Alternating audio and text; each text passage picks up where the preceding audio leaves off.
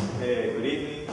My name is Manuel Moran. I'm the co-chair of the board of Clemente Soto-Vélez Cultural and Educational Center and also the producer of BORIMIX Puerto Rico Fest 2009. I want to say welcome to all of you to our center and also to our panelists. Welcome. I'm very happy that you're here today. And today we're a little sorry that we have a small audience because it's a very important panel. We're going to be talking about ¿quién más? Clemente Soto-Vélez, the poet, the activist, and the revolutionary. And this year we dedicated the festival to his memory because also we want people to learn a little bit about who was Clemente Soto-Vélez. And today, hopefully after this panel, we're going to learn a lot more about Clemente. Very quickly, I just want to acknowledge our executive director, Jan Hambeck, is here with us. And we want to remind people that the festival continues into the 30th of November. This week we have 3 different panels, including this one. On Wednesday we have another panel, and on Friday as well at 6:30. And then tomorrow we are at the Puerto Rican Traveling Theater showing as part of the film series Dios los quería, the movie from Puerto Rican film director Jacobo Morales. So that's going to be at 7 o'clock, so do not miss it. Also, we want to show this steel screen serigrafía of Clemente Soto-Vélez made by one of our artists here, Miguel Treyes, and we're selling this. It's actually the theme of the festival.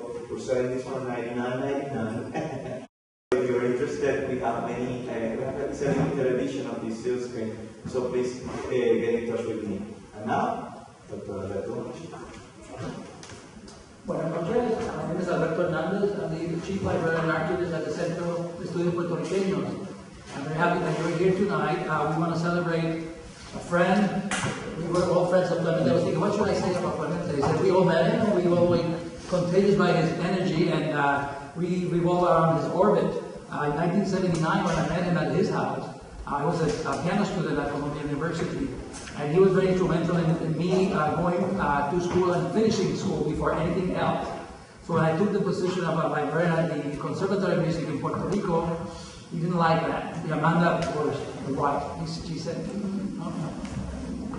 So I finally met with them again in 1984 in Puerto Rico. Clemente was then being the Casa Boy artist in residence. And there was a very, we then renew our friendship. So Clemente, as I say, I met him in his house in the 97th Street, and the big buildings. And when you enter Clemente's house, there's a palm tree, avocado tree, mango tree. What's going on? So it's like a tropical sauna, and the books of books on the shelf, etc. He was very witty, very different from what I have read. I know there's a revolutionary politician in jail, he's a comunista, he's a left poet, and I was from the conservatory, trained musician, so I thought this guy was going to be like an ogre or something. He was very, very charming, very, very open to anything I had to say. I don't have anything to say, but he was open to listen to me, and he would, curve the thought and the conversation. It was very, very interesting. I do remember the last time I talked to him on the phone. He gave me a list of readings, and he said, you read all of these, and then we can have an intellectual conversation. Among the books were Mayakovsky's plays, Lenin, empirical criticism, Hegel's phenomenology, I still can, and of course, he said that one of his favorite poets was Garcia Lorca, and of course, Pablo Neruda. So he said, after you read these books, so we can have, the conversation you want to have with me, but he was getting ready. I went there many times. We have enjoyed Amanda's cooking. She worked all day long. Clemente was a poet, so he had time to write his poetry. This is 1970s. He already was 67, 70 years old, and it was quite an experience just to be with them and enjoy life with them. Even though Clemente was in prison and was persecuted, etc., he always saw what he called the silver lining. There was always a positive for everything. Every problem had a solution, and he helped us, go there. Even my personal problem versus my academic problem, he helped me a lot. The Center for Puerto Rican Studies Library and Archives goals is also to collect, preserve, and share information on different people, different important contributors of the Puerto Rican experience here in New York City. And that's the reason when we were invited to join BORIMIX and the Clemente Soto-Vélez Cultural Center to have a festival in Clemente. Was, of course, I said, I owe this guy a lot, so I will do it definitely. So I was very interested. We actually own the papers from the Amanda and Clemente Soto-Vélez collection. It was donated by his granddaughter, Ana Eloisa Soto Canino. She couldn't be here with us, but she knows that we're celebrating her grandfather's year. Also, I wanted to make sure that everybody, I made some copies of a brief biography of Clemente. If you want to take a copy with you, please. And I have some contact information. You're going to contact me regarding the contents and giving more information on Clemente. But definitely, Clemente Soto-Vélez collection is already cataloged and organized and available for everybody to do research and just to browse his personal papers, etc. With us, we have today Professor Jeremiah from Ostos Community College. He's a emeritus professor. He's also an author of various books, including the Vito Marcantonio Radical Politician, 3rd edition, and also co-editor of The Lost World of Italian American Radicalism. Gerald is accompanied by also another professor from Ostos, Orlando Jose Hernandez. He's a poet, also a friend, and he actually participated in the poetry workshops called Rakata in the 1980s with Clemente. Clemente happened to have 2 workshops there, and you were actually part of the team there. So yeah, I know. Orlando Jose is also a specialist on Eugenia Maria de Hostos.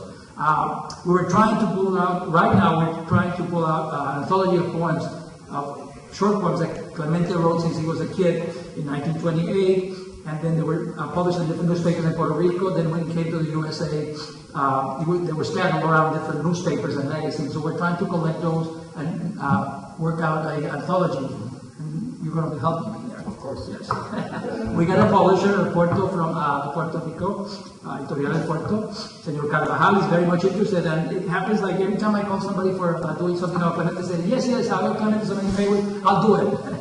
So even without me doing a formal proposal, he said, yes, we'll publish the book. So we're working on that. Hopefully in a year we'll be ready for that.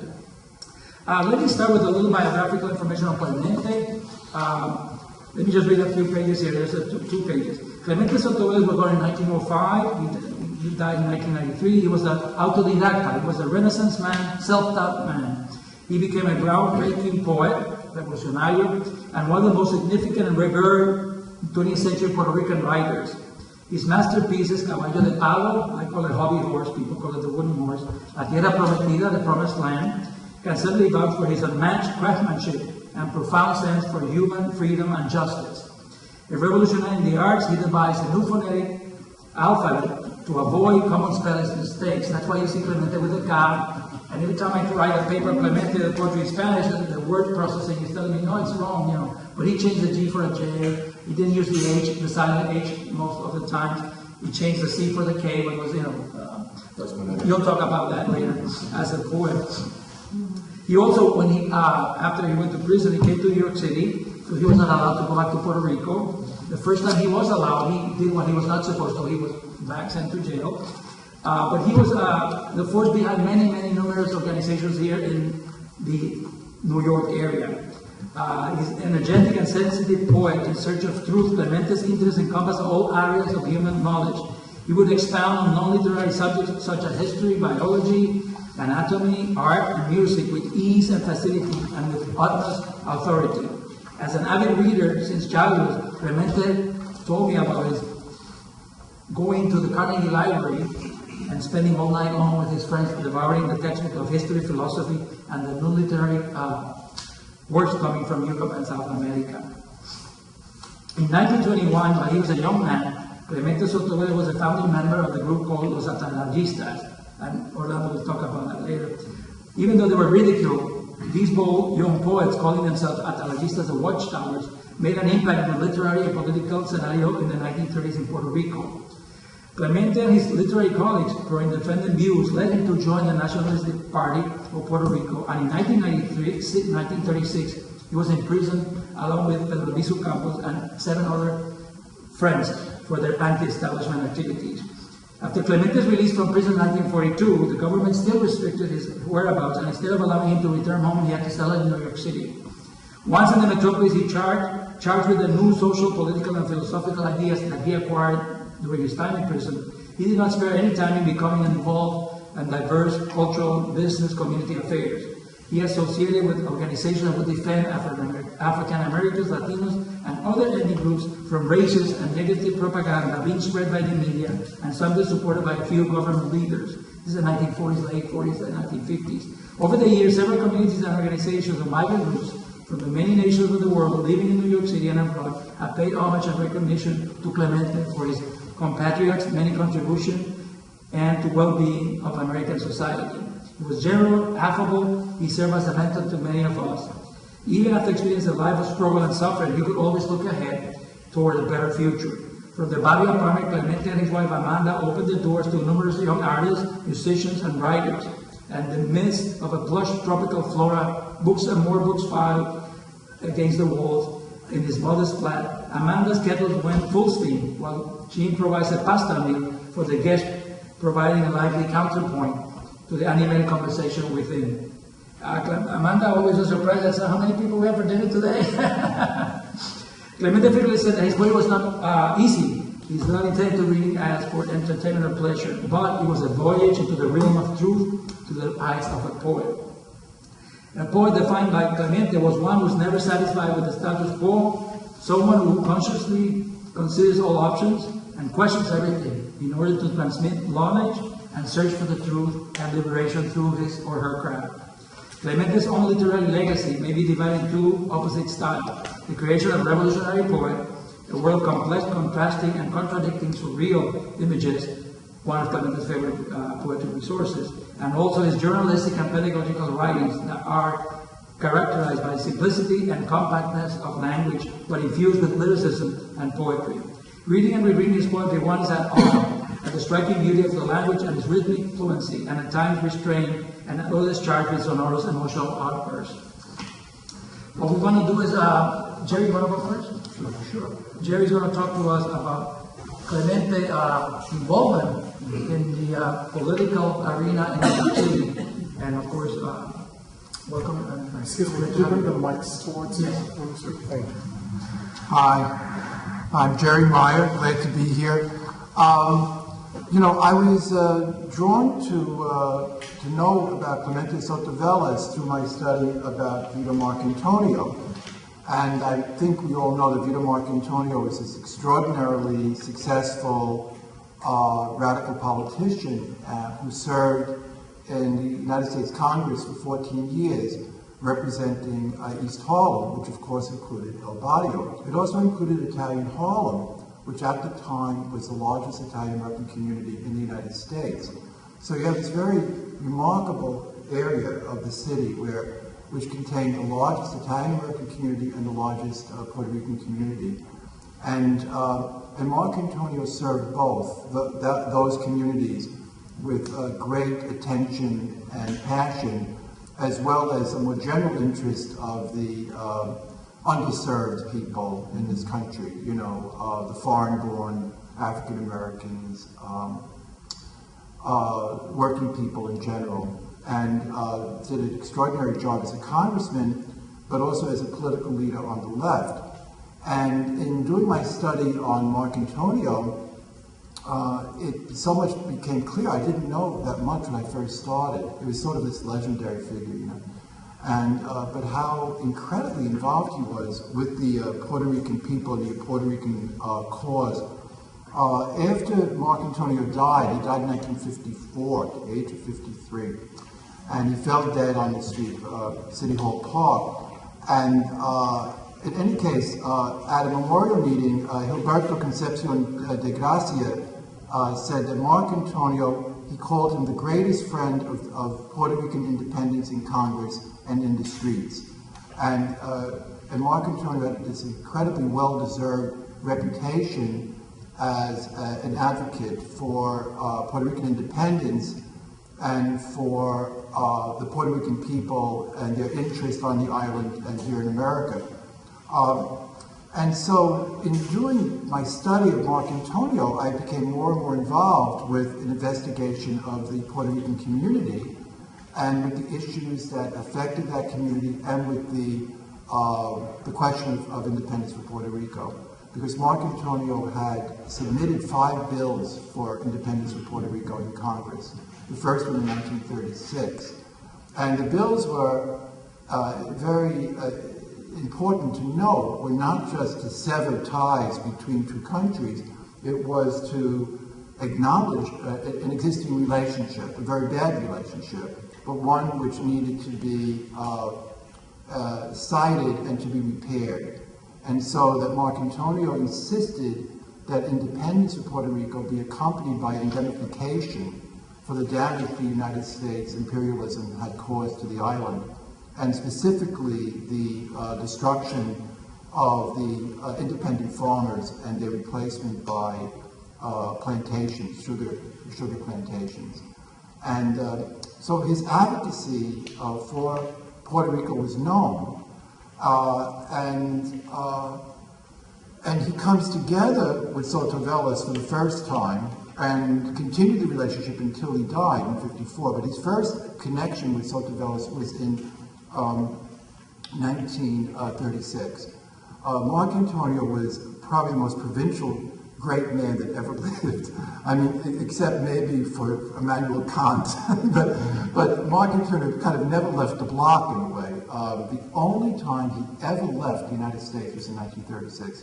He talked about visiting Italy, to where his family came from, but he never went there. So the only time he left the continental United States was in 1936, after Apisu Campos and the other nationalists had been arrested and convicted. He arrived the day after the conviction.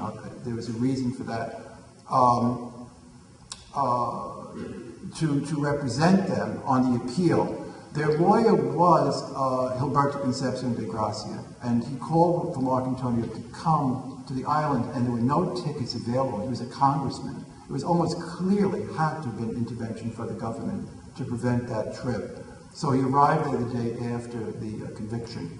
We all know that at the trial, there were 2 trials. In the first trial, there was a hung jury. There were 7 Puerto Ricans and 5 North Americans, and the vote was 7-5. So they had a second trial where there were 10 Americans, North Americans, and 2 Puerto Ricans who worked for American companies, and in like 6 days, there was the convictions for all of them. So Mark Antonio arrived the day after that decision was made by the court. And there was a big welcome for Mark Antonio when he arrived, which included Luis Munoz Marin. He was part of the delegation that met Mark Antonio when he arrived in San Juan. And the next day he went to prison offering that he be represent as co-attorney, but especially on the appeal, because the appeal was going to take place in Boston, in the Court of Appeals. And this is really colonialism now. We're talking pure colonialism. So the rest of the trial now could not be carried through on appeal in Puerto Rico because of the nature of this relationship, the colonial relationship. And so the appeal took place in the circuit in Boston. That was hard for Mark Antonio. Remember, he's very provincial. But he carried out that, I think, very well and attempted numerous appeals. And there were other lawyers working on this as well. And all the appeals failed. One of the reasons why Mark Antonio could do this effectively is his second term he had been defeated. And this is, we don't have to go right now at the moment all the details of this. And when he became defeated, this was in 1936, he became head of the International Labor Defense. And the International Labor Defense was an extraordinary organization which served to defend, for labor defense, for working people, labor leaders, and for victims of lynching. And it had enormous successes, especially, we might remember the Scottsboro Boy case. It's an incredible victory that the International Labor Defense conducted, and others, Angela Herndon, there were many that we don't know as much about, but they were remarkably effective defense organization that combined extraordinarily effective legal work together with mass activity. And in the past, it would be one or the other. The liberals would do the great legal work, and the ultra-radicals, the anarchists and so on, would only do the mass activity. And the International Labor Defense, which was led by the Communist Party, they joined the two, and they had a series of extraordinary victories, which are very remarkable. And Marc Antonio was the head of that until 1946, of the International Labor Defense. So what happens is, as we know, the 8 nationalists were imprisoned in Atlanta federal jail, federal prison, and for the next, that was in 1936, for the next 4 years, Marc Antonio just devoted himself to do whatever he could for the nationalists that were in prison. He visited them 5 times. That may not seem like a big deal, but he never again visited the South. He never went west of Minneapolis. That was not easy. He visited there, but he took care of, this was Marc Antonio. He was fighting in the courts for every possible appeal, but paying attention to every one of their immediate needs. The need for opposite compost for medicine. The need for them to have letters in Spanish. They were not allowed to receive letters in Spanish. And only Opus Campos really could receive letters in English because his wife could write English. So Opus Campos, in solidarity with the other prisoners, refused to accept the letters from his wife. So there was so Marc Antonio fought until that order on the part of the warden was rescinded, so that the prisoners could receive mail in Spanish. He fought that they'd get better food. When various prisoners were released, remember they're now going to be released in the United States, to make sure that somebody was there to meet them, and to bring them to some place, arranging for their lives. When Alberto Campos was finally released, that Marc Antonio had him placed in Columbus Hospital for 2 years. His health had been destroyed in prison. And that was an Italian hospital. That's Cabrini Hospital today. And through his connections with the board, Alberto Campos was in Cabrini Hospital for 2 years, and then arranged to get an apartment for him in El Barrio. But he did that with each one of the nationalists as they were released.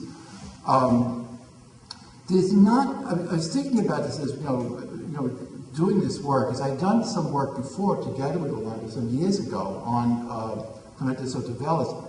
And I'm thinking, going through my research, there isn't lots between Marc Antonio and Soto-Vélez when he's in jail. Now, he goes to federal prison in Atlanta. Then they were transferred to Lewisburg in Ohio, further away from Puerto Rico, making it completely impossible for anyone to visit them. This is, very inhumane, drastically,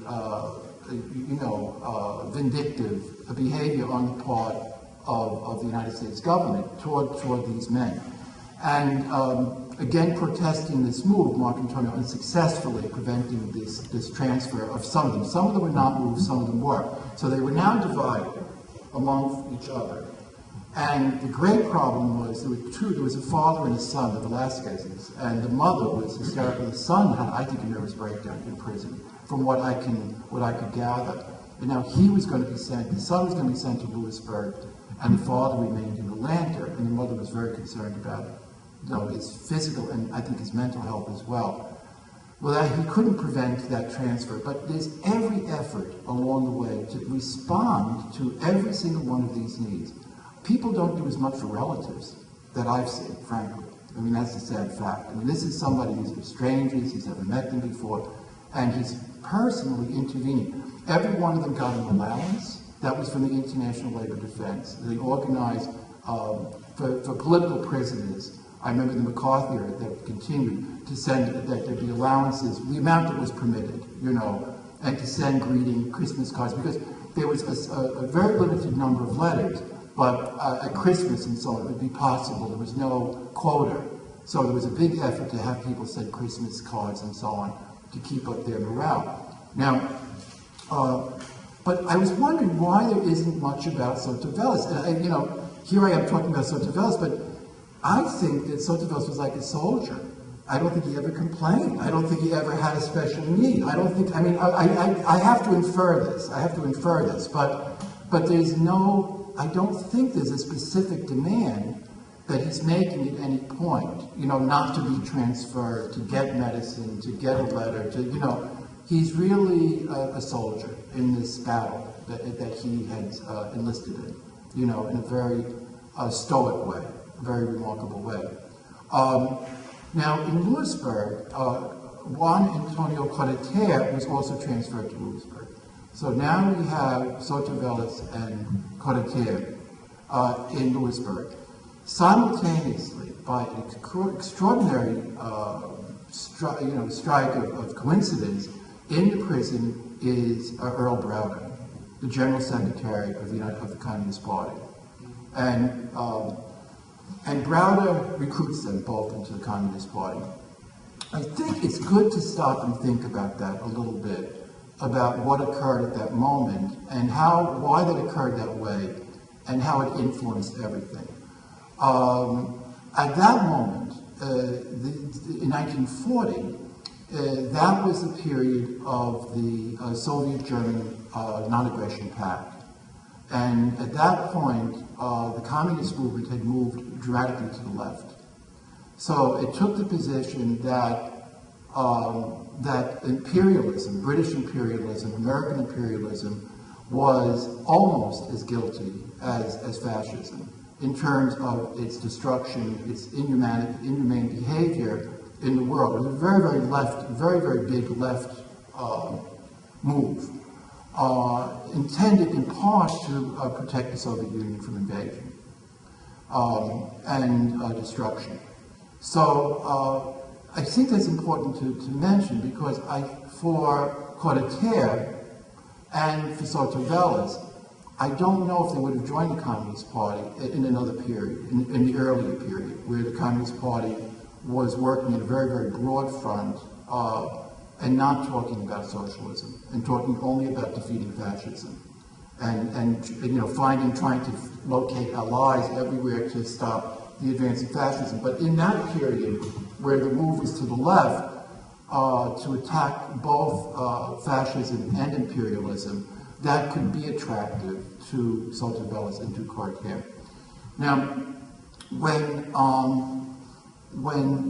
they both leave Lewisburg, this is interesting, to just take the two men together, and they come to El Barrio, they come to the Puerto Rican community, both of them have jobs. This is very important. I mean, this is the type of movement that existed then that doesn't exist today, and hasn't for a long time, and is nowhere in view.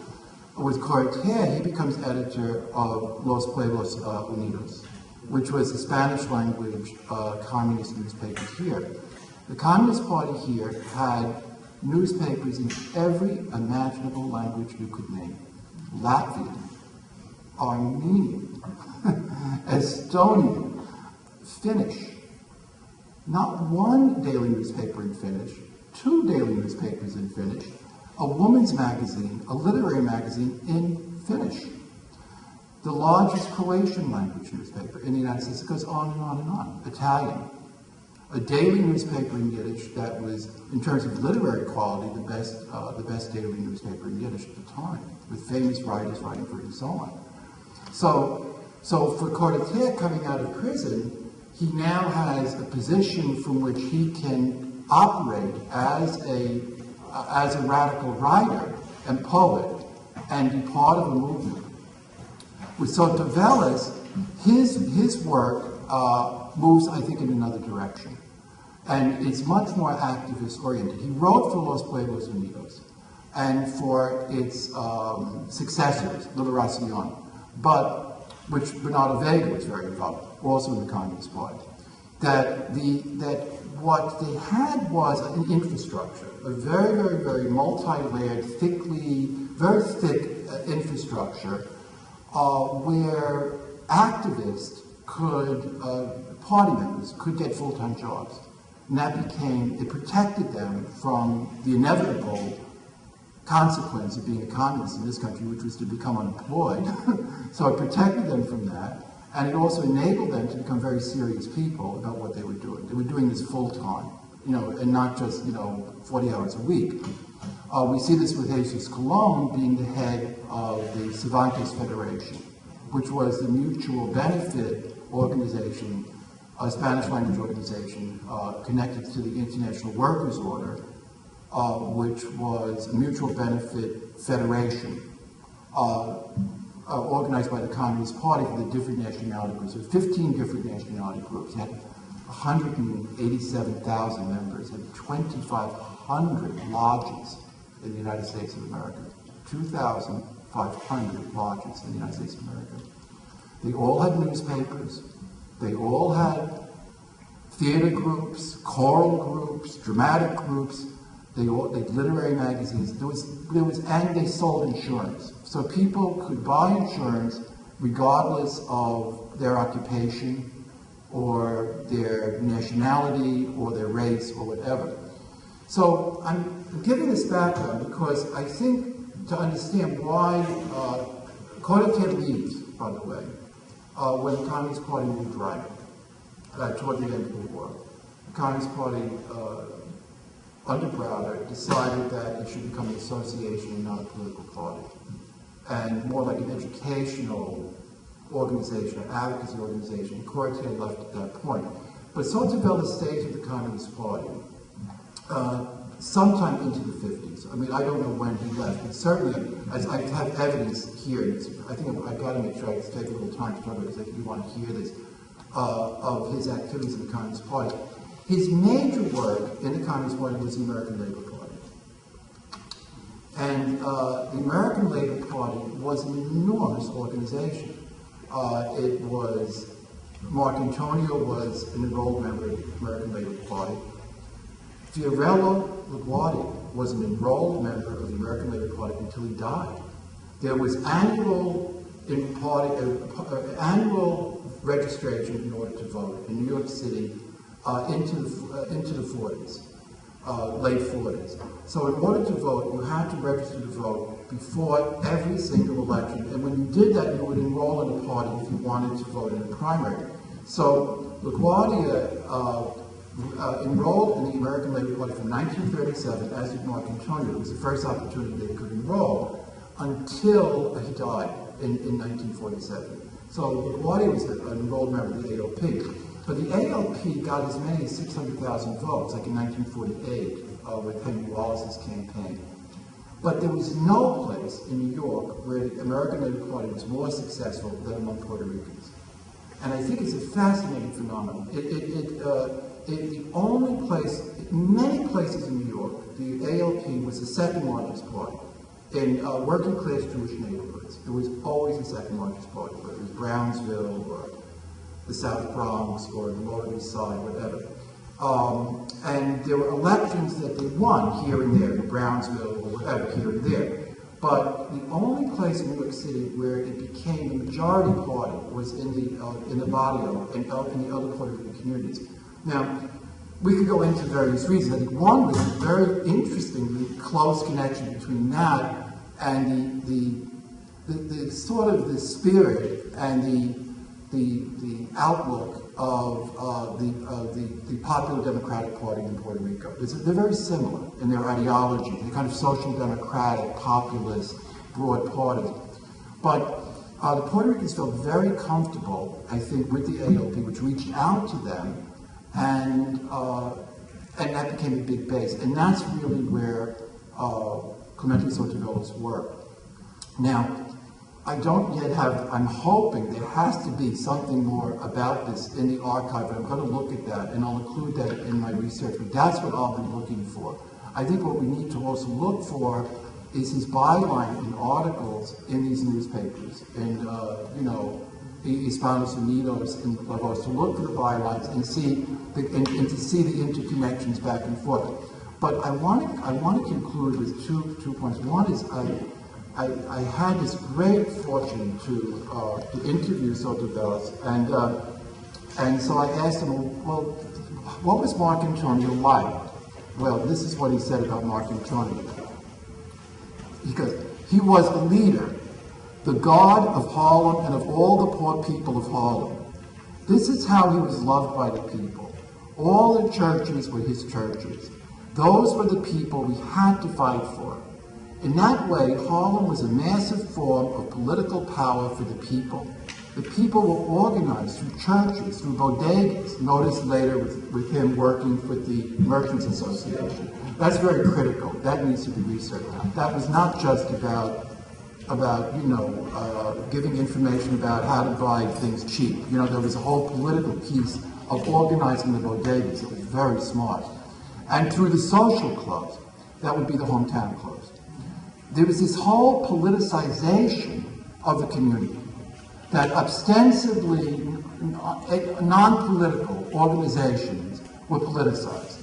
I think the Communist Party was masterful at that, by the way, of seeing social clubs, of the Merchants Association as being potential political bases and mechanisms for reaching people who were not very necessarily tremendously politically interested in the way that, say, Soto-Vélez was.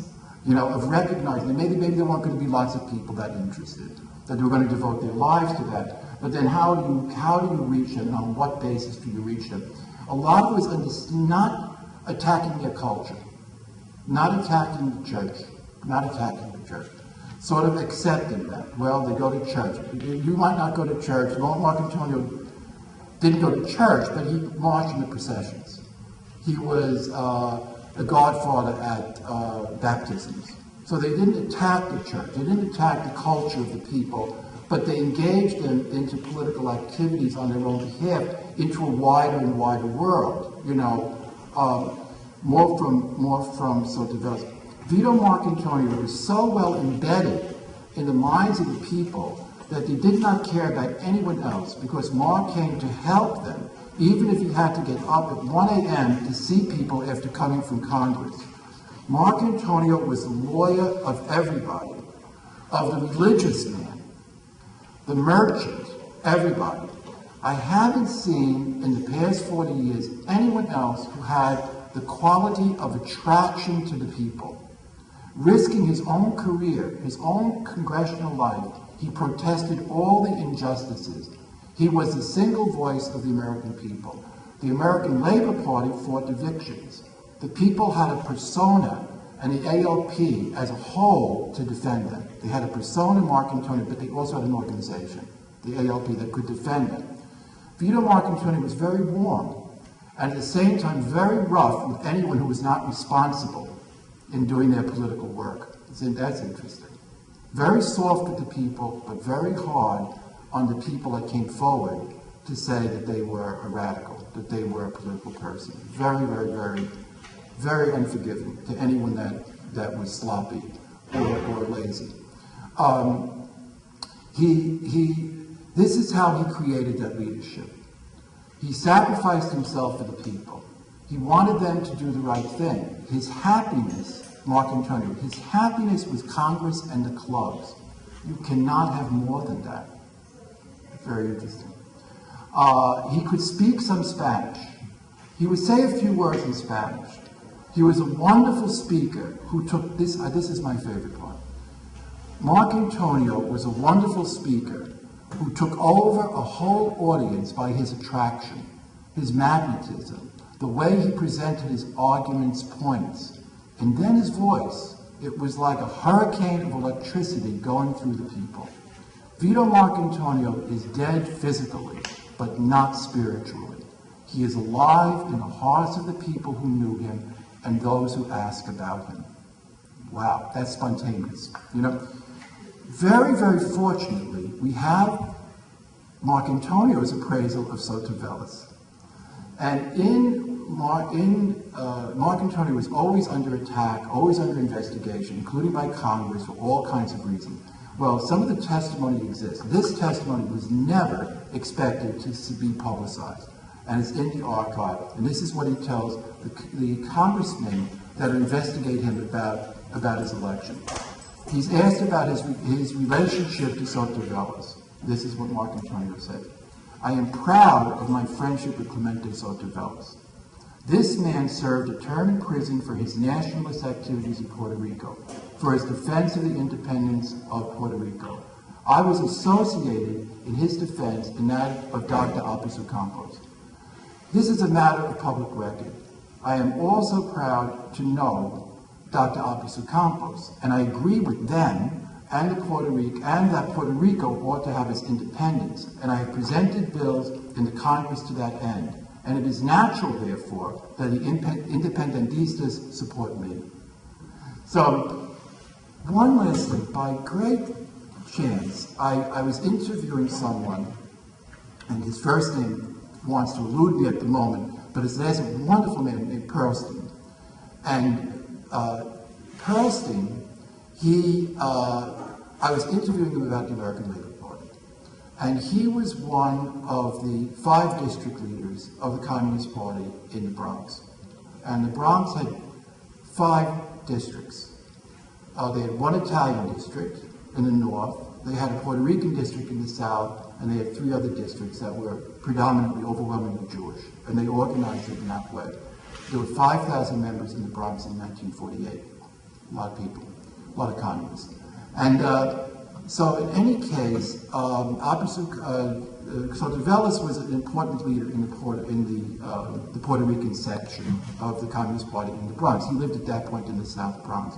The South Bronx was the only place, aside from East Harlem, which elected the American Labor Party candidate to Congress.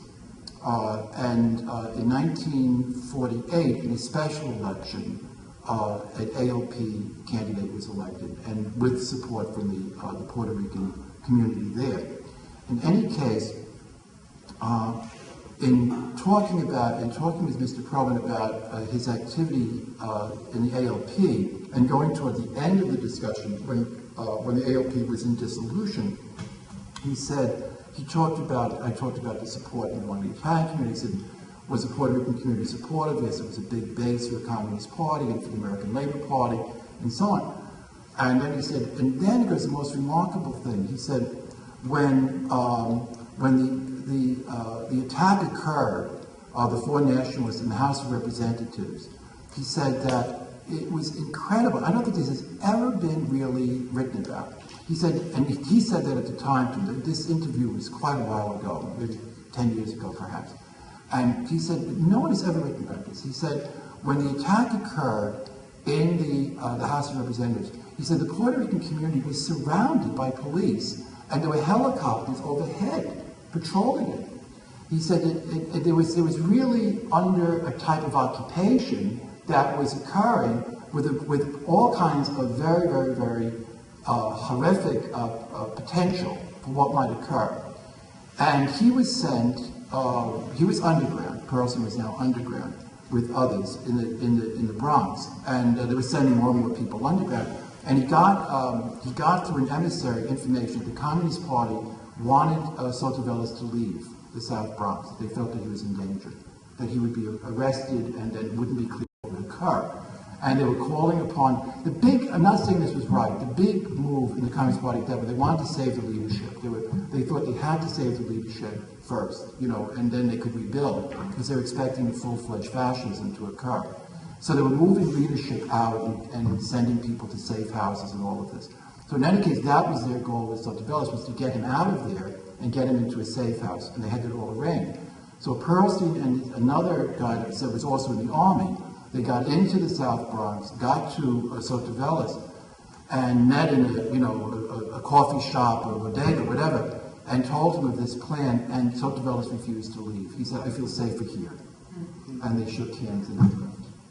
So that's all I have to say tonight about Soto-Vélez, but I'm glad I had a chance to share this with you. Thank you.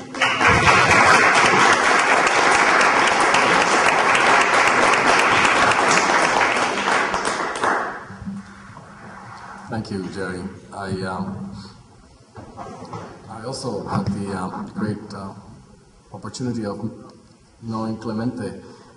When I was quite young, actually, I came to New York in 1974.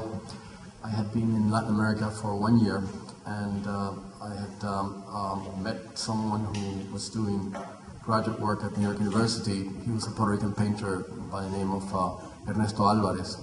He lives in Arecibo. and subsequently went back to Puerto Rico. And Ernesto was actually my initiation into Clemente. I must have been, about 21, 22 years old at that time. But I found that it was an extraordinary experience in many ways because it allowed whoever went to Clemente and Amanda's place not only was encouraged and strongly supported by both of them. As Alberto mentioned, they had a sort of moral family, and they saw as one of their obligations, which they did with extreme beauty and love and generosity, to encourage and to really develop a new generation of young leaders. And they were not chauvinistic about this at all. There were people from kids from the Dominican Republic, kids from Argentina. Amanda was Argentine. She had been involved in very active militancy during the 50s and the early 60s. I don't know when they met. They must have met sometime in the 60s. But there was this kind of community of people that shared with Amanda and Clemente their commitment to a new young leadership through education, through visits, and through actual struggle. And I think that taught us, many of us, number one, that there was a big historical legacy that we had to receive and passed on, and that in fact we had to unlearn a tremendous amount of stuff that we had learned in the schools in order to appreciate people like them. Words had to do with nationalism or Pedro Albizu Campos or communism had become very daring and threatening words instead of being simply cultural and political reference, as they are mostly throughout the world, or names of people who actually, gave a tremendous amount of their energy and their own lives sometimes to causes which were very fair. Nobody would put into question that Puerto Rico was a colony of the United States for the longest while and continues to be a colony. I think that has been something that has surfaced again and again, and it wasn't resolved during the 1950s when they drafted the Constitution and so on.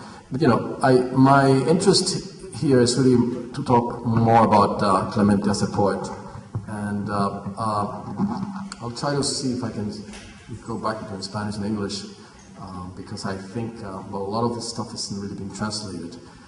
But in 1993, when Clemente was like El Moriviví, no? Remember what's the word for Moriviví?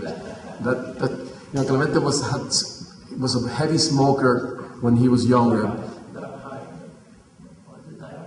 He's a diehard, yeah. He was a diehard, all right. So there's this plant which the Cubans call Siempre Viva, and the Puerto Ricans call Moriviví. And you touch the plant, it folds its leaves, so to protect itself, right? And it has some thorns too, but Clemente was like a Moriviví because he had all these health problems, and he was interned very often in his late years with asthma and emphysema. So he had an active campaign against smoking and healthy eating and so on, which were, in my father's generation, some of the things that they were deprived of. And so they would not understand why youngsters these days do not want to eat meat. Yeah.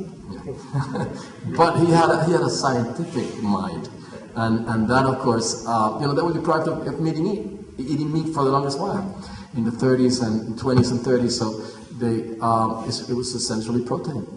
You couldn't get soy in the 1930s. So Clemente was an extraordinary human being, and I think when Fernando Moreno wrote the editorial that came out in 1993, it was bilingual. I was going to bring it, but I didn't have a chance to go home, so I left it at home. I was looking for posters. It's the editorial. Fernando Moreno was a Spanish friend of Clemente, who actually comes from one of the Spanish enclaves in Africa. There's still two enclaves in Morocco, Ceuta and Melilla. They're still there. And he's from one of them. And he was an extraordinary journalist, and he had been a good friend of Clemente, and he wrote, for a long while, he really had a chance to cultivate the friendship with Clemente, and when Clemente died, he wrote this editorial that is essentially sums it up. Clemente vive. Huh? And then he would explain and inform about Clemente's outstanding legacy to Puerto Rican and the Latino peoples, not just in this country, but throughout the world. He really did start to write poetry in the late 1920s, when there was a whole series of avant-garde poetic movements in Puerto Rico from the early 20s. And as we know, Pales Matos and his brother Vicente Pales Matos also participated in that, and so did Correger. But a good number of writers that later became well known in the 40s and 50s and even in the 30s had their initiation in the 20s. Throughout that decade, there were a number of avant-garde movements. I think Puerto Rico had more avant-garde movements than any other country in the world. I'm talking about literary avant-garde. They were related to essentially Dadaism and slightly to Surrealism. Breton in 1924, the Manifesto. A lot of it really related to Marinetti's Futurism, and Mayakovsky, who actually was one of the practitioners of Futurism, but with a very different ideological spin. Yeah? And in the 1920s, they still had Dadaism, which is, I think, the artist's response to the bourgeoisie's establishment aesthetics and ethics, which made a lot of fun of the bourgeoisie values. And we're going to see that especially with the Atallayista movement. The Atallayistas were actually bunched together in 1928 around the figure of Graciani Miranda Archilla and Clemente Soto-Vélez and Alfredo Margenat. And the name of Atalaya actually comes from the tower of one of the Spanish fortresses in Puerto Rico, El San Cristobal, El Fuerte San Cristobal. Graciani was the one who actually gave the name, but the second part of it, De los Dioses, was actually Clemente's contribution to that name. And it does come to some extent, was influenced by his reading of Nietzsche, the German philosopher. And so during that first few years of his poetic and literary and political militancy, he was involved with nationalism, as some of the other Atallayista writers were. He was at that time probably 23, 24 years old, I'm talking about 1928, anticipating, I think most of them believed in God, maybe, except Clemente. And Clemente had, a whole different, cosmic configuration. But they actually went ahead and they actually rejected one of the literary contests that the colonial governor of Puerto Rico had called for. In 1930, it was Teddy Roosevelt's, actually. It was Teddy Roosevelt's son who became governor of Puerto Rico, and he wasn't among the worst, actually. He was pretty progressive in many ways. And he called for this contest, and the contest would have been for writers to submit in Spanish and in English, or in Spanish or English, I should say. And the Atalayistas were outraged that there would be a contest which would be celebrating, honoring English in Puerto Rico. Not because they were, chauvinistic, but at that time, English was the official language of Puerto Rico, and Spanish was not even allowed either in the courts or even in schools from first grade on. And those who actually refused or asked for that it be changed were simply ostracized, including some very rich people like Jose Padin, who became the Commissioner of Education, and in 1933 proposed, this is the son of a very rich family, the González Padin, who had all kinds of big, stores on the island, and they came to that conclusion using, mostly a pedagogical criteria.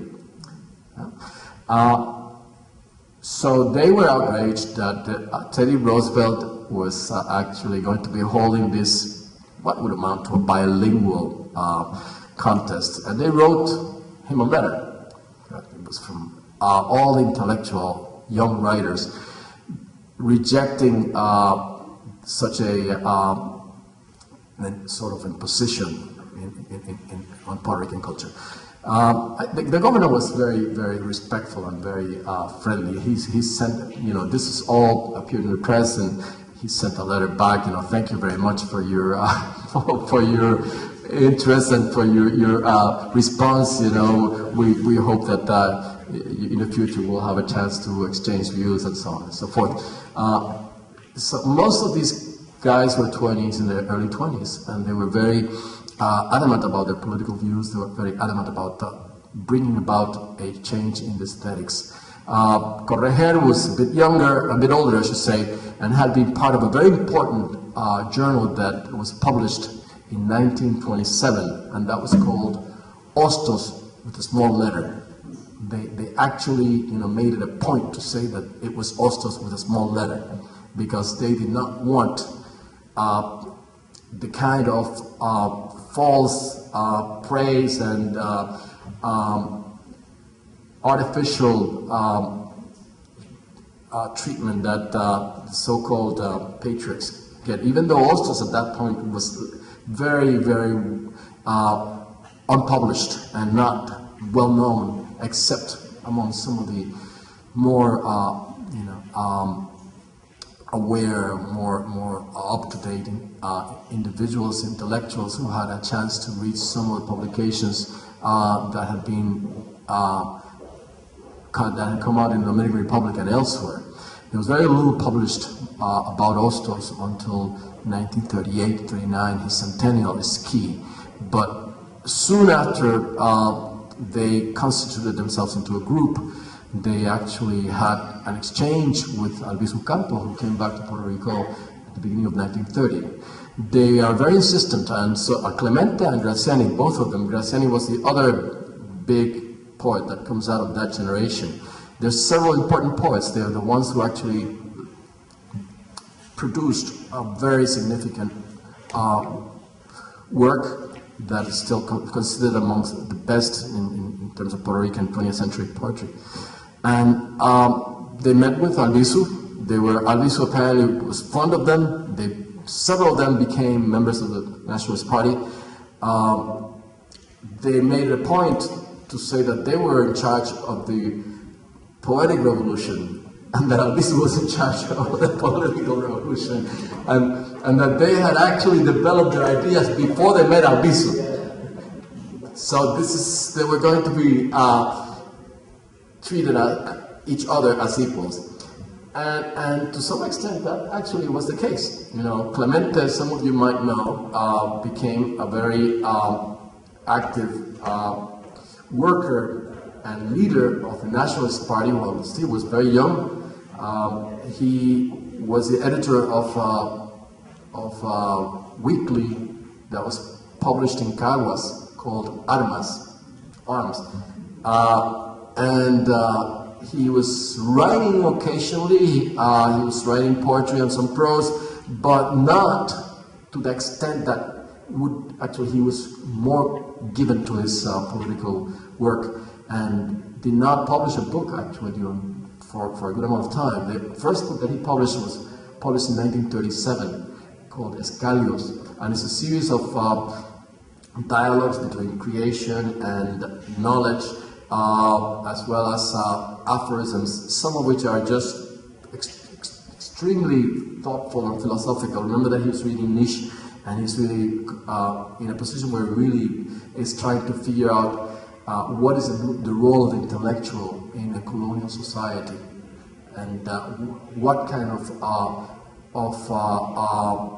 political and cultural work were they to undertake in order to change things around, in order to decolonize Puerto Rico.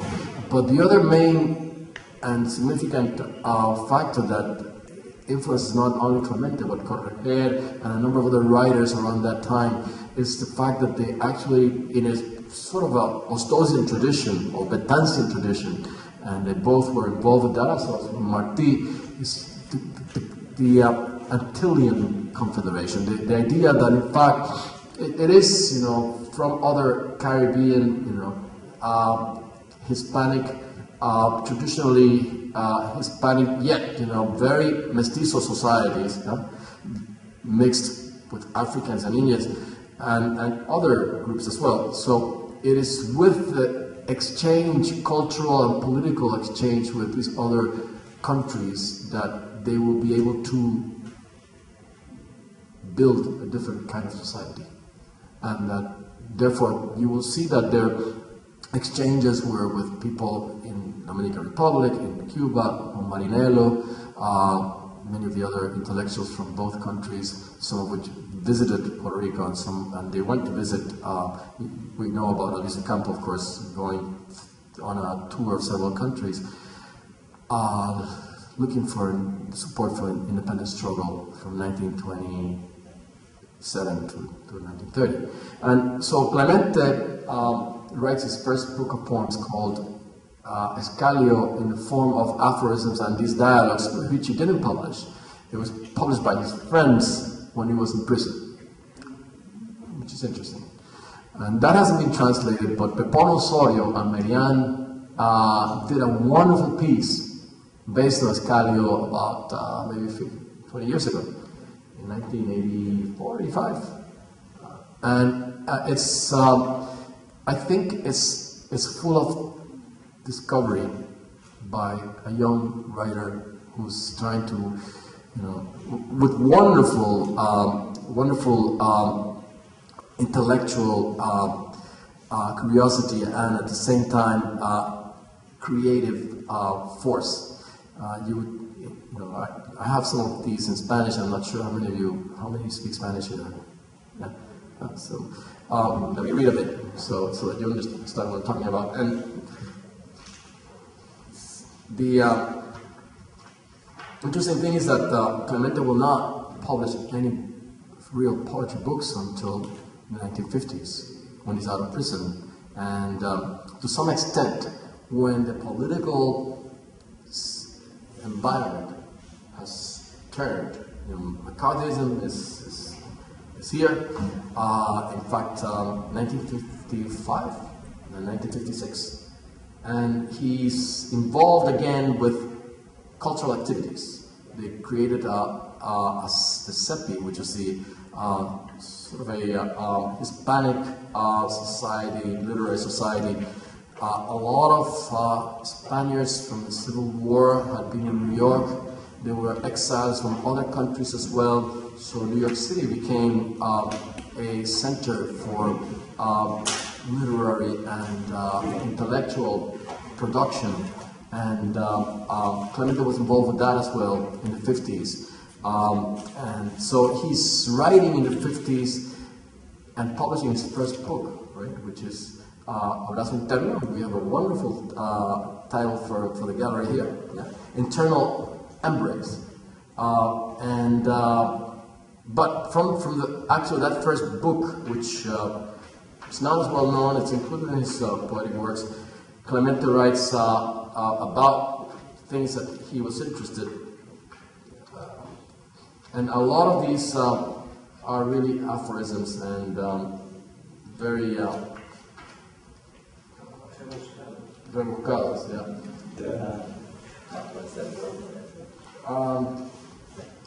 Rebuscados would be something, if it's aesthetic, it would be ornate. If it's intellectualized, it would be perhaps complex ideas. Complex ideas. So,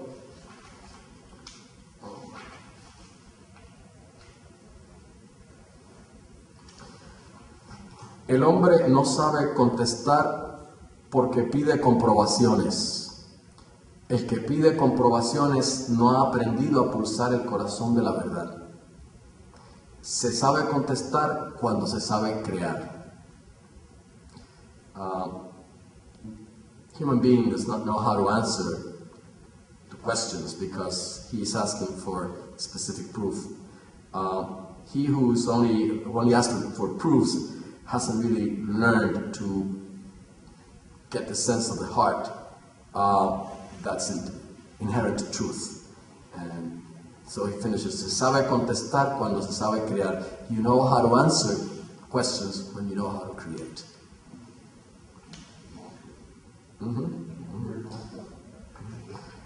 He was actually exposed to Marxism before he joined the Communist Party, as well as Correger. Correger wrote a poem called Revolution in 1929, and Clemente wrote very committed poems, not just nationalist, but also socially aware and very committed in 1931 already. He was actually La Hora Municipal and a poem about workers.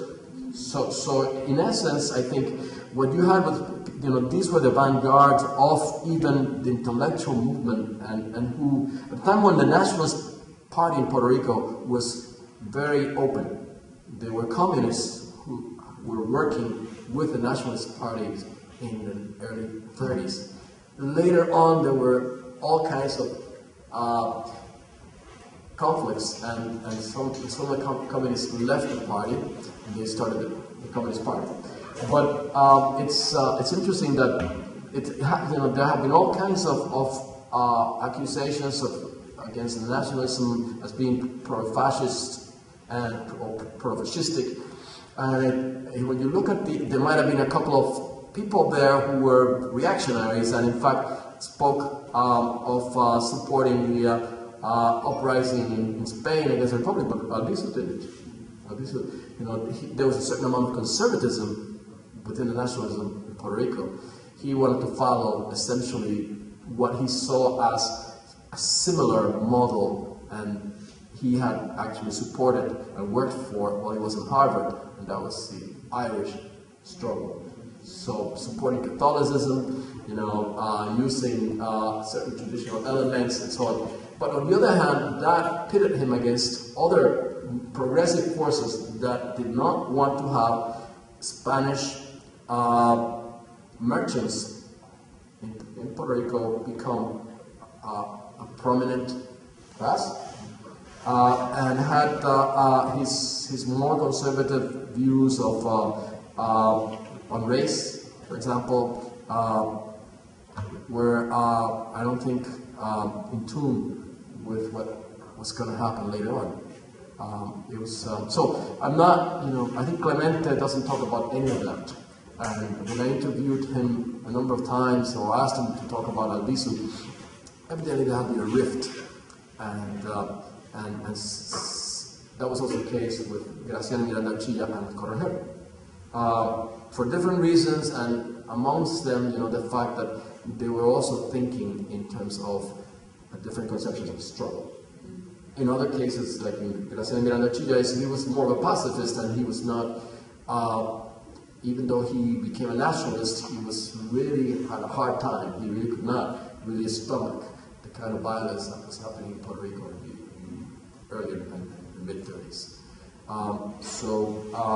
But it's extraordinary that someone like Clemente, who was involved with politics and with literature, came to New York and lived here for more than 40 years. The truth of the matter is that probably the two most successful and significant avant-garde writers in Puerto Rico, in addition to Palés Matos, who has, you know, a well-known and very highly regarded, you know, poems of African influence, and with Tonton de Pasa y Griferia. No? The two other important avant-garde writers who persist in their efforts to write, you know, in a way that it's going to create a rift with language and at the same time question, you know, both political and cultural and linguistic uses, are going to end up in New York City due to repression. And those are Graciela Miranda Chilla and Clemente Soto-Vélez. Not much has been written about this, you know, why they came, and, you know, it's known. I've written a bit about Graciani, Jerry, and other people. Clemente's story is better known because Clemente was a much more public persona. He was involved with, you know, open politics. 1946 must have been an extraordinary year. 1945 to 43 to 45, 46, because you had about 4 or 5 of the most interesting Puerto Rican poets in the city, including Julia de Burgos, who was working for Pueblos Hispanos, and Correger, who was the editor, and Clemente, who was here and also collaborating. And then there was Graciela didn't come until the early 50s. Another important writer from Corozal, his name eludes me now, who was in the Civil War in Spain and fought for the Republicans and had a very, very important role later on as an intellectual in New York City. I think at that time you had a nucleus of Puerto Rican writers producing, writing, you know, using their influence in ways that were, you know, very productive to the American Labor Party, and the anti-colonial movement, and later on the campaign in 1948, Wallace against the more conservative forces. Clemente continued to write while I was in New York City. He wrote those 2 short books. They're almost plaquettes. Internal Embrace, 1955, and those trees I should say. The latter has been musicalized, put to music by Roy Brown. And it's unfortunate we don't have some of that for you to hear, but it's a beautiful, beautiful interpretation. Roy does some very interesting stuff with his avant-garde language. Clemente, I think, is reaffirming his role as a poet. I think that besides being an organizer, an activist, a revolutionary, he saw himself as a poet, as a revolutionary poet. You know, among the first things that I think he would say about himself was that he was a revolutionary poet. And so in the 50s, after years, he continued to write poems, not published them. We have some of his work that he was writing in the early. He wrote Amor de Independencia in 1943, you know, for the love of our independence. He wrote a number of other short poems in the 40s, but he wasn't publishing any of this until 1955. He publishes Árboles, and he then publishes in 1959, after those 2 plaquettes, Caballo de Palo, right? Hobby Horse. And Caballo de Palo is one of the most important avant-garde books written in Puerto Rico. It was written, I think, at a point of maturity. It was written when Clemente had already had a tremendous amount of experience, both politically and when he also was already, in command again of language, and he was spurred. This is the 50th anniversary of Caballo de Palo, and there's no accident that this is also the 50th anniversary of the Cuban Revolution. It was written inspired by the Cuban Revolution. That was the only source of inspiration, evidently. But at that time, I think Clemente saw where political forces had been successful, and the whole the outcome of that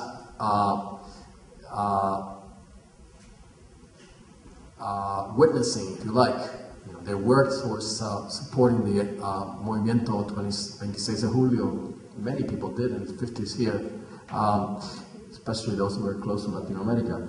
And so when the revolution did, win in January the 1st, 1959, there was a tremendous amount of joy among the Latino community in New York City.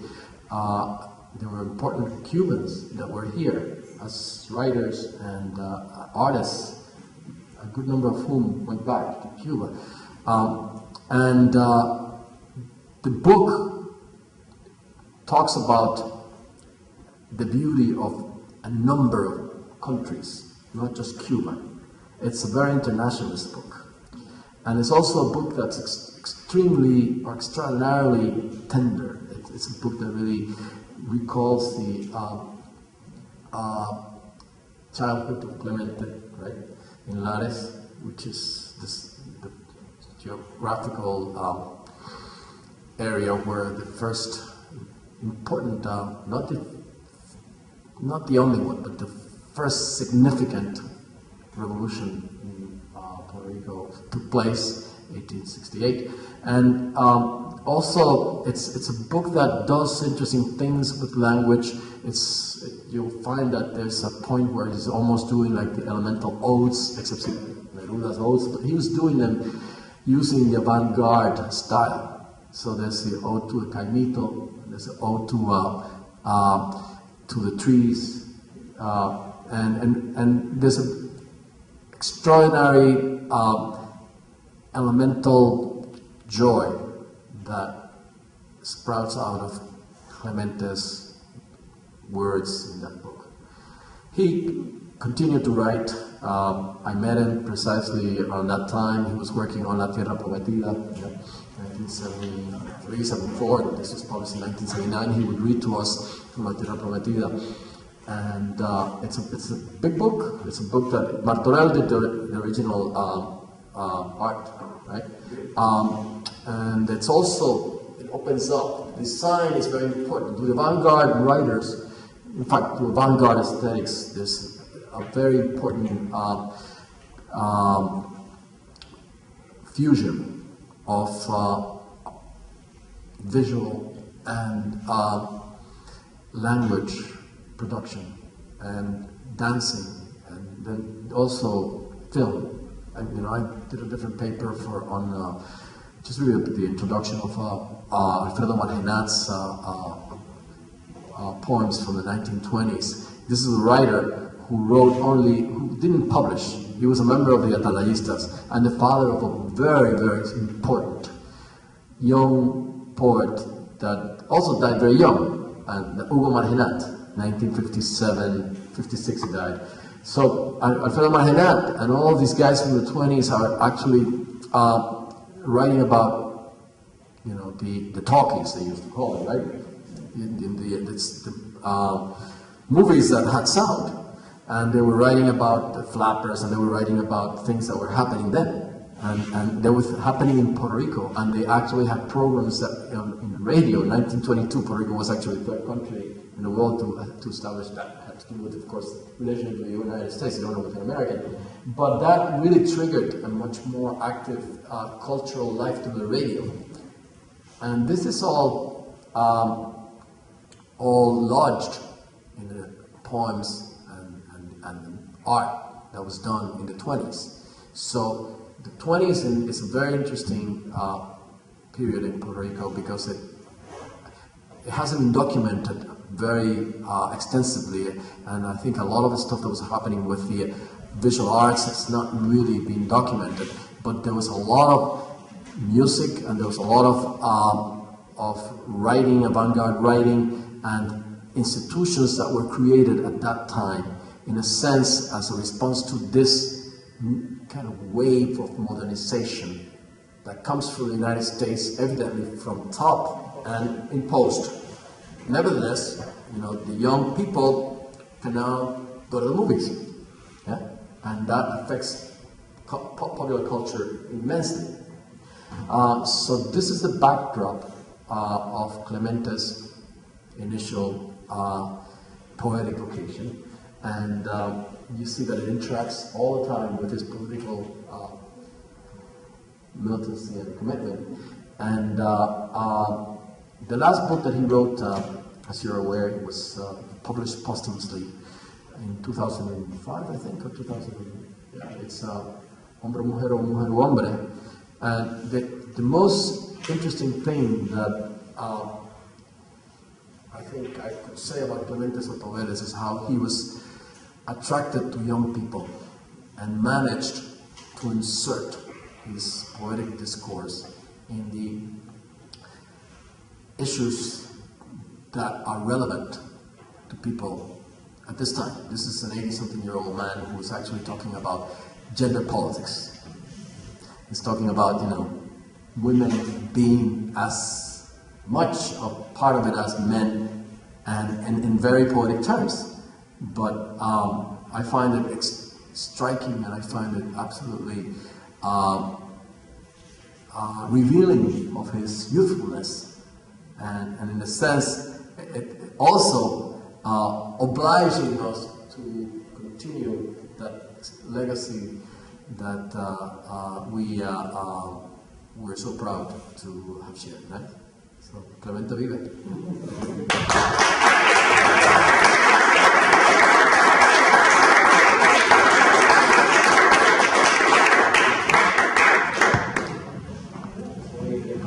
Any comments or you want any questions? We're happy for you to come today. What is Zintar? Zintar. That's a good question. Very good question. What can you say? It's the Atalaristas came up with names that they gave themselves, right? Pen names, and they were all very strambotic, and they were very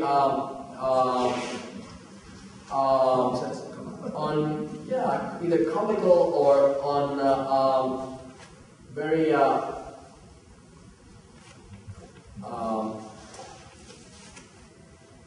calling of attention.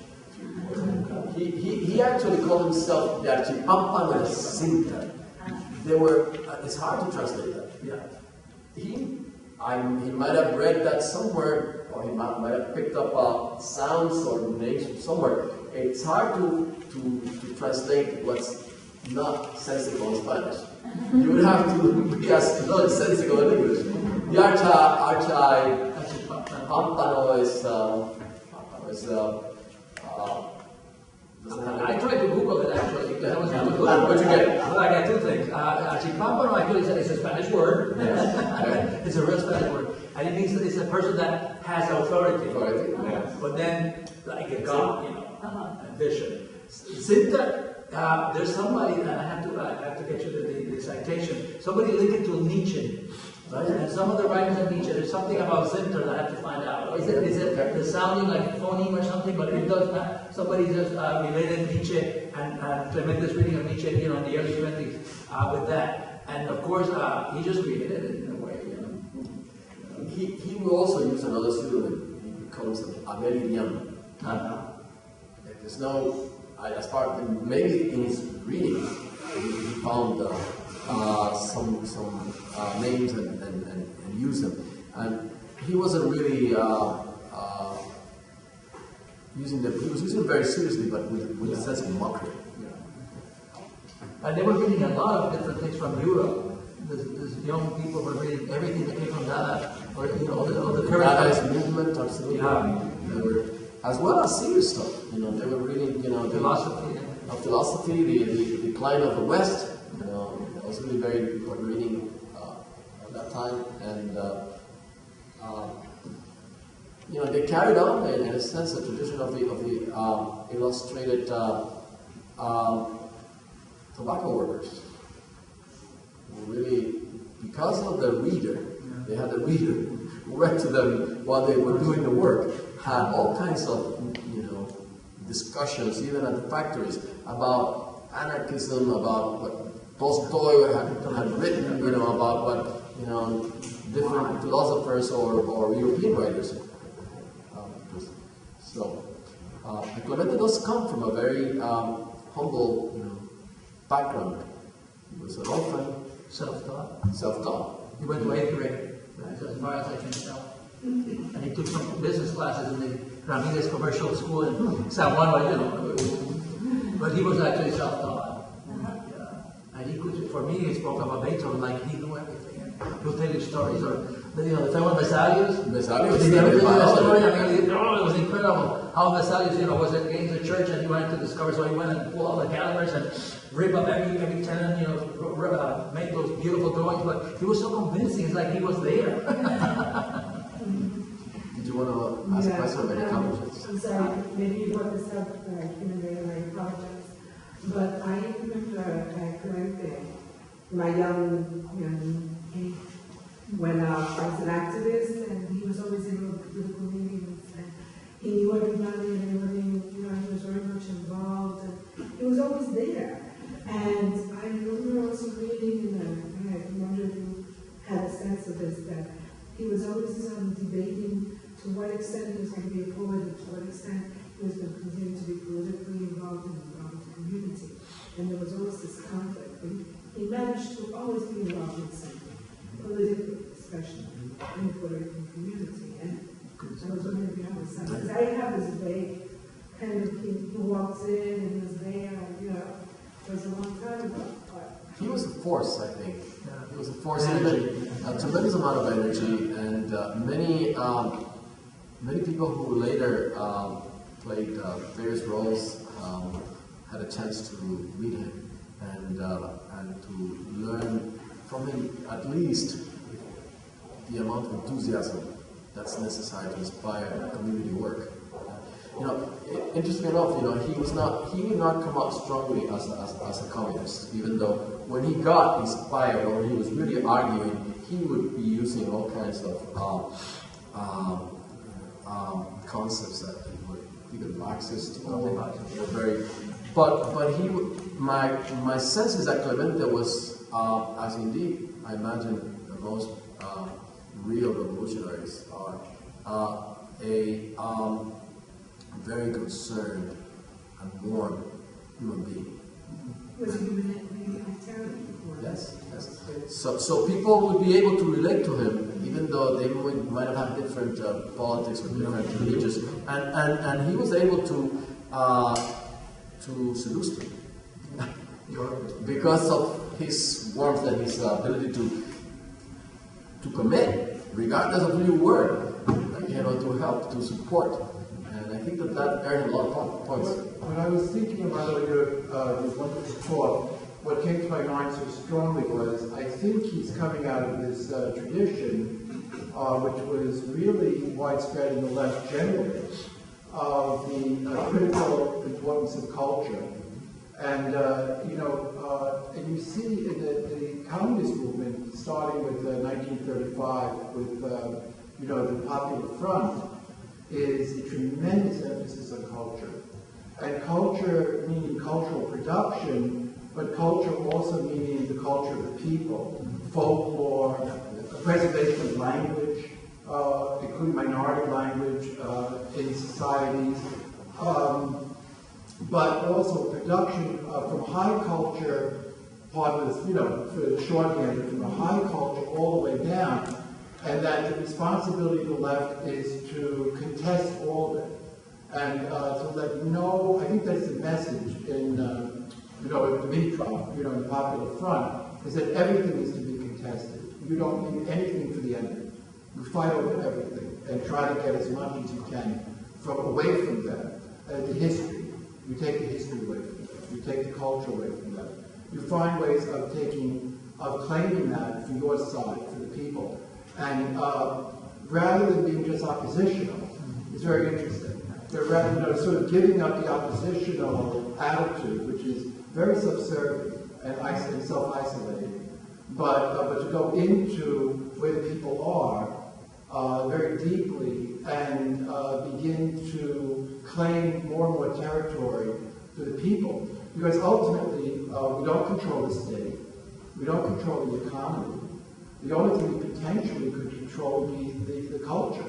That's the only thing that we really have any possibilities about.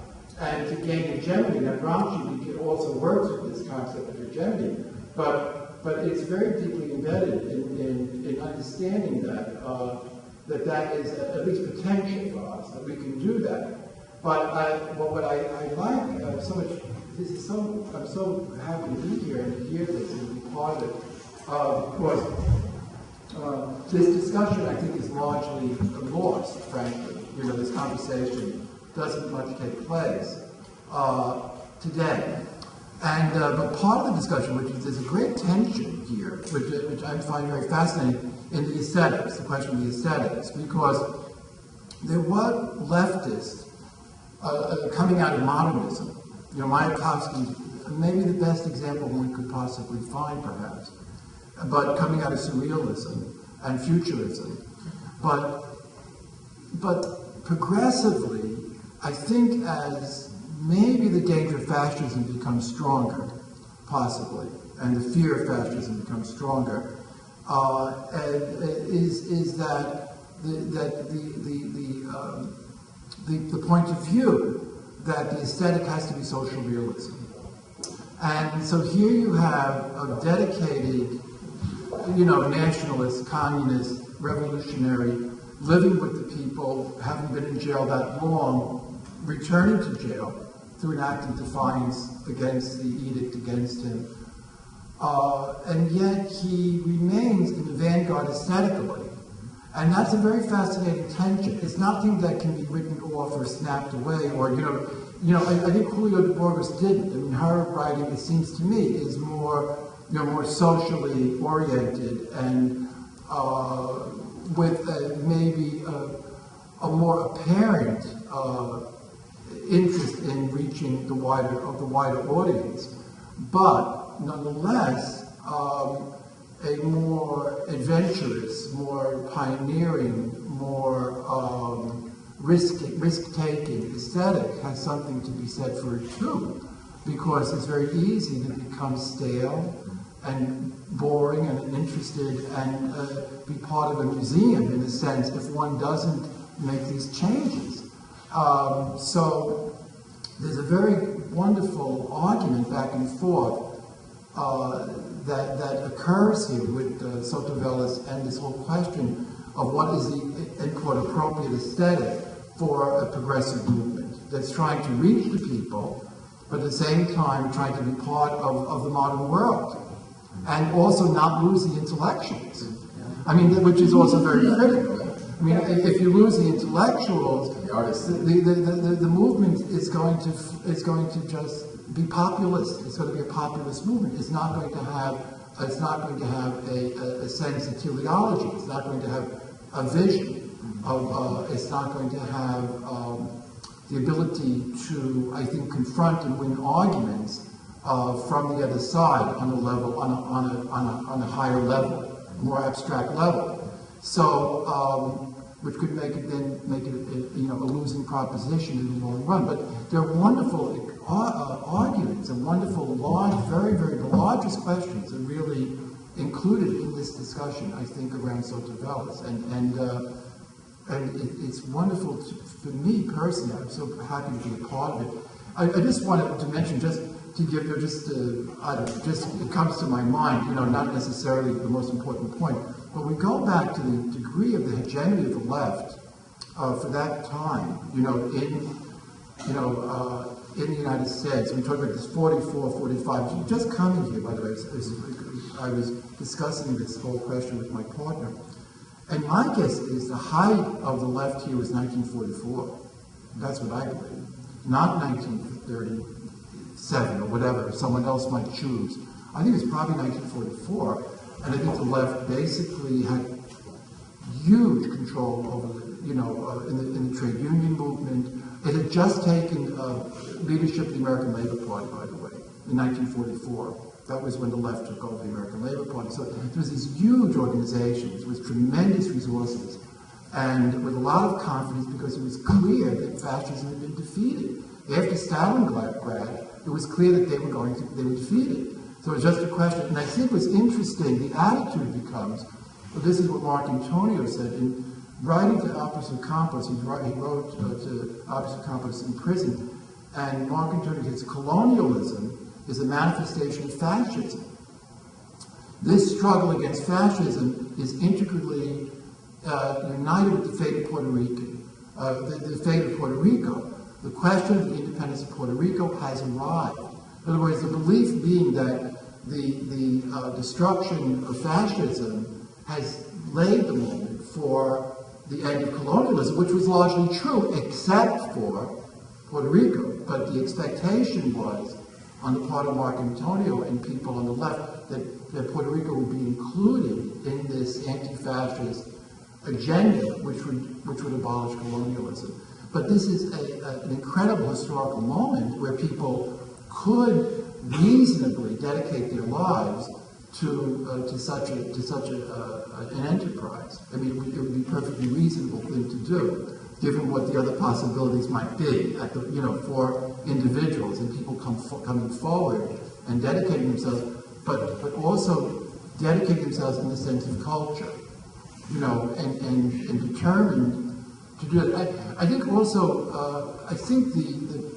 to have been a revolutionary, in this moment, put someone at mortal risk of imprisonment, of marginalization, of calumny, of all the possible isolation, all the imaginable risks that one could imagine, but could conceive of. But what it did give people was a very big life, and a possibility of partaking in a very large culture without becoming a cosmopolitan, without becoming deracinated. They could never leave the block and have the whole thing, and still be deeply, deeply involved in their most immediate reality, working in a factory, tanning hides to make shoes, whatever it might be. It could be the most incredibly specific reality, and still partake and know about this extremely large world and influence it in some way, And I think that's what they had, and it helps us understand why they're doing what they're doing, thinking what they're thinking, maintaining that commitment, and also why they're effective. They're effective in their work. And I think we're troubled by that. We may not feel that our efforts are getting results. And it becomes hard for us to sustain ourselves our commitments under those conditions. But I think there's some of the background that might help us understand him too, I also wanted to comment behind that another connection between the work progress and administration programs that reached Puerto Rico in the 40s, later in the comunidad. And those artists eventually ended up in New York working with the whole first Puerto Rican movement that I was saying is the first artist movement in New York that was very connected to political and social movements, which was all connected to the Puerto Rican arts work together. So that was this cycle. And Clemente was part of it.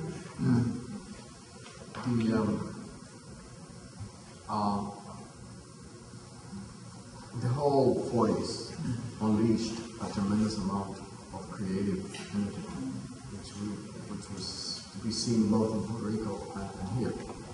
I'm not sure what happened. Of course, in Puerto Rico, it was really channeled by the Popular Democratic Party and co-opted by the Democratic Party, as we know. You talk to the labor leaders of that time. 1 year they were here, 3 years they were done. And that happened. That happened even though some people, I was brought up as my father was all, for the Democratic Party, so I could tell you exactly what I was not told.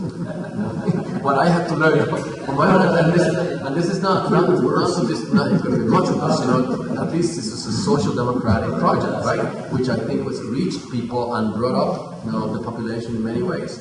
But I am not, it did a lot socially. I'm not sure what it did for democracy. That's a different story. We can talk about that for a while. Rosen was a very good friend of Peter Marcantonio. And I want to bring that up because I think, again, not just that Rosen had become a Marxist and he went to the Soviet Union and they really denied him the basics of his sustenance, which he loved with a passion, that is his acting. But a number of other people actually felt, were put in similar situations, like Pete Seeger, who could not be seen on TV until the late 60s. And that's when he and his wife invented a school, so that he could sustain himself. And as a result of that, the banjos are played all throughout the Northeast, which didn't happen until then, as a result of, and Pete was not a communist. Pete, I don't think ever was a communist. He was a very decent, sort of progressive guy.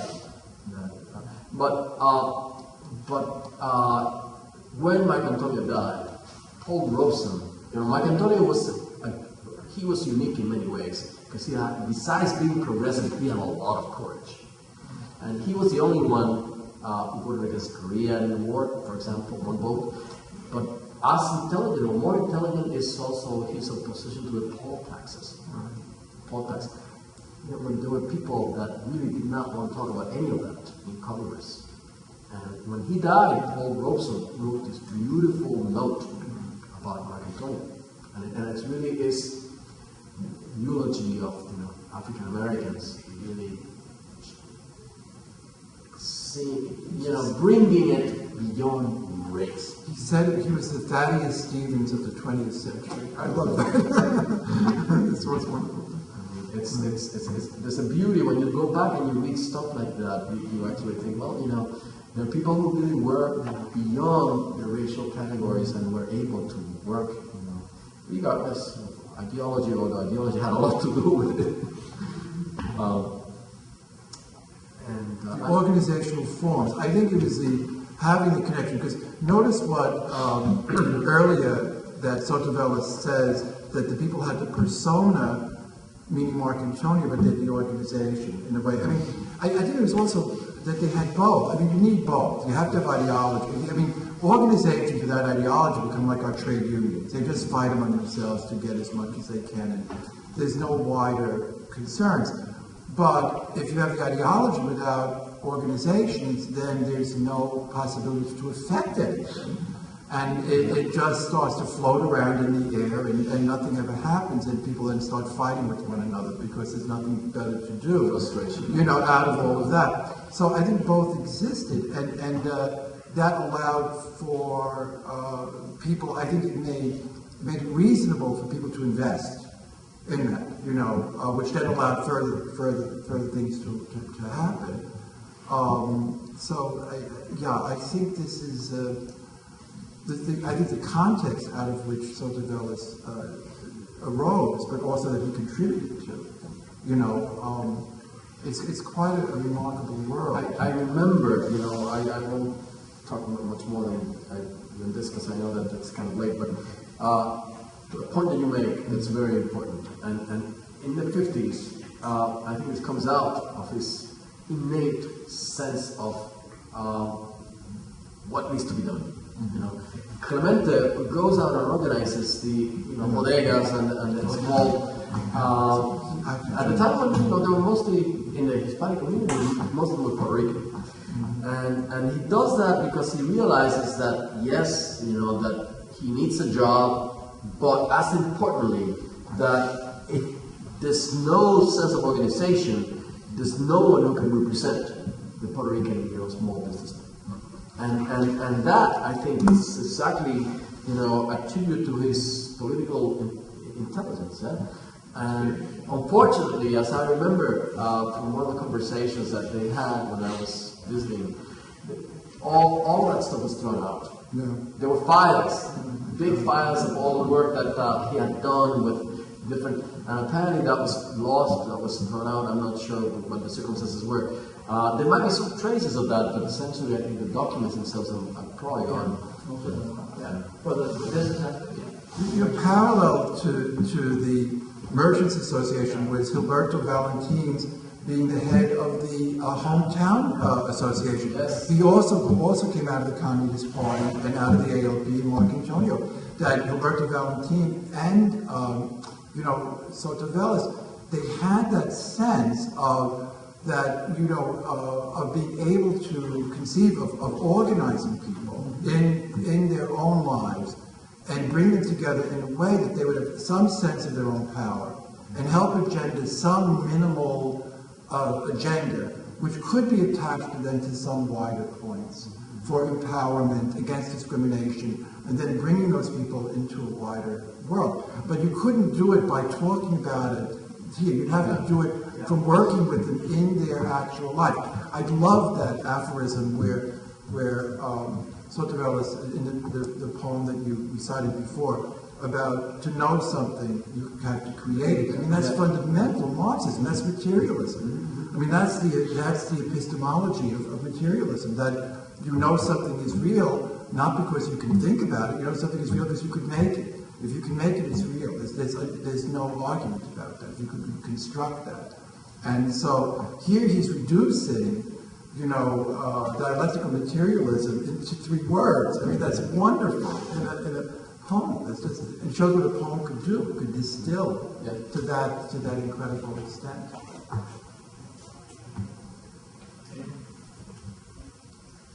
Well, I was just thinking, if Clemente Soto-Vélez was a young man now, right now, in this climate of, I'm from Europe, and I'm delighted whenever people talk about communism or socialism. The lines are much less strict, I mean, you are a socialist at heart, or you are nothing. Okay, that's how I grew up. Whereas my grandfather, of course, my father, they were capitalists. But they were, in their beliefs, socialists. They couldn't be communists because it was really against the law and it was very hard. But they acted like socialists. But they voted for the CDU, the Christian Democratic Union, which was Adenauer. But then came our only socialist president, former mayor of Berlin. Can't think of his name. Willy Brandt. Yeah, Willy Brandt. And there was this moment of when people, and I already lived in America at the time, so I would go back to Berlin, and it was incredible. And I have worked in the Spiegel, the German publication, which is, probably much more left to the center than any publication, weekly publication, or not any, than like Time Magazine, or Canada.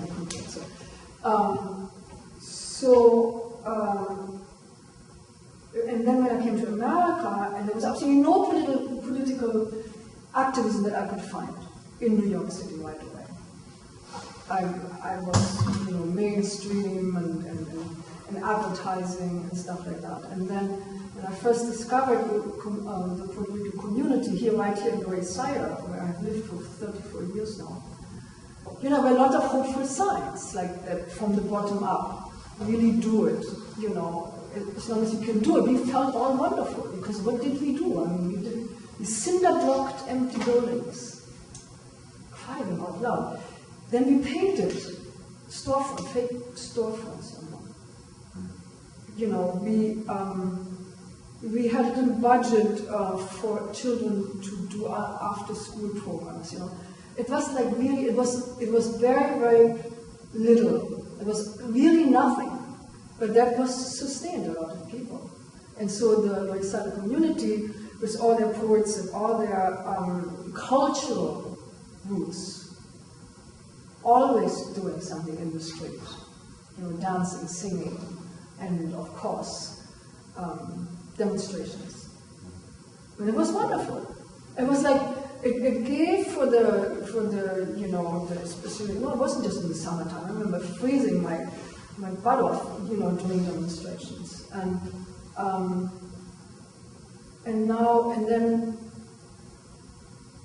then when there was no social justice achieved at all, I'm just depleted. So if Clemente was here today, This is fiction, but I'll tell you something.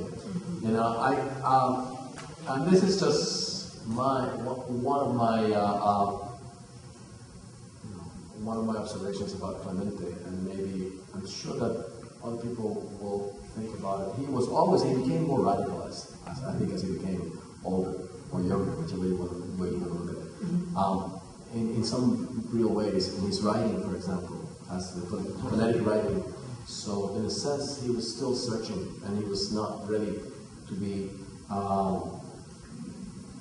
put into the museum.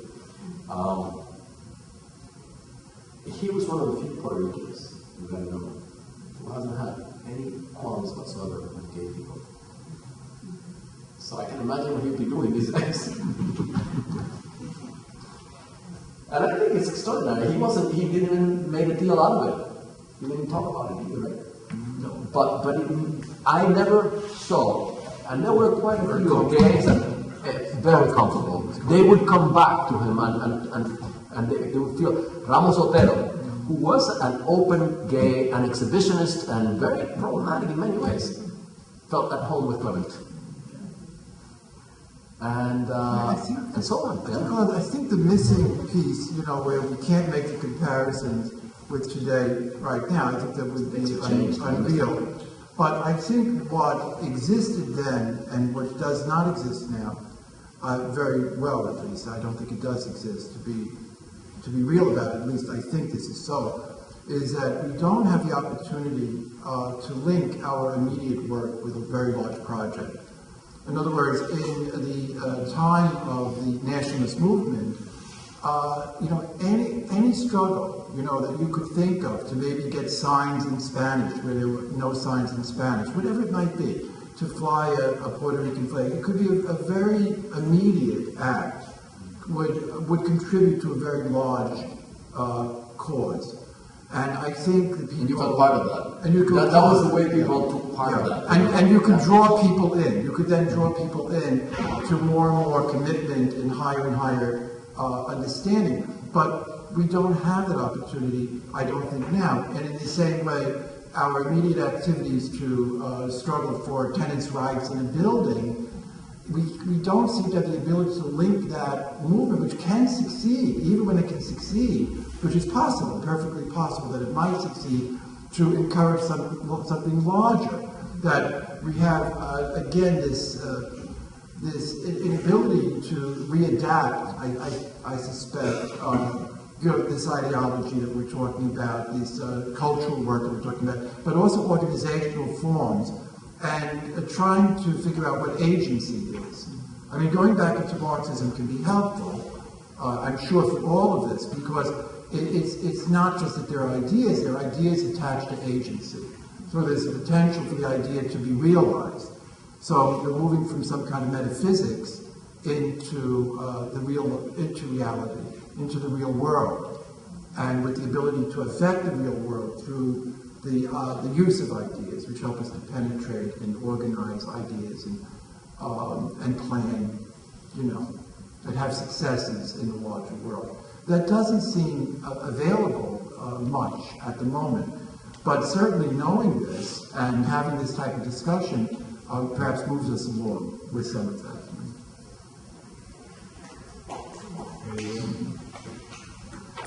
So thank you very